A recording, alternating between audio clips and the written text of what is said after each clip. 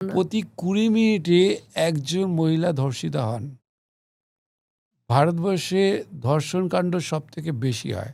এর কারণ যদি হয় তাহলে বলতে হবে সামাজিক দায়বদ্ধতা, বিশেষ করে পরিবারের কমে গেছে, ছেলেদের মধ্যে কমে গেছে। তার বাড়ির বোন আছে কিন্তু অন্য বাড়ির মেয়েটিকে বোন ভাবতে পারে না। কিন্তু বা সে তো তা নিজের বা বোনকেও তার ধর্ষণ বাড়িতে মা করছে। কাকিমা আছে কিন্তু অন্যের বাড়ির স্ত্রীকে সুন্দর দেখলে তার পিছনে লেগে যাচ্ছে। তার ইচ্ছে আছে কি আছে নেই সেটাও দেখছে না। স্যার অনেক কেসেই দেখেছি যে হুম। ফ্যামিলি মেম্বার্সদেরও সেই ঘটনা ঘটছে। নিজের বোনকেও রেপ করেছে। এরকম ঘটনাও দেখেছি। খুব আশ্চর্যজনক, এটা জেনারেলি আনএক্সপেক্টেড। এরকম ঘটনা যাদের হয় মূলত ৪ টি কারণে হয়। ১ নম্বর সে মানসিক শিকার।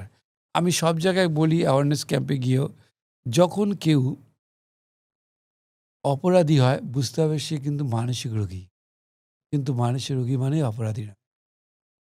অনেক মানসিক রোগীকে দেখেছি ৩ বছর এক জায়গায় বসে আছে, কাউকে কিছু বলে না। কিন্তু অনেক অপরাধী মানেই মানসিক রোগী। কেন? যৌন ইচ্ছেটা এত ভয়ঙ্কর রূপ নেয়,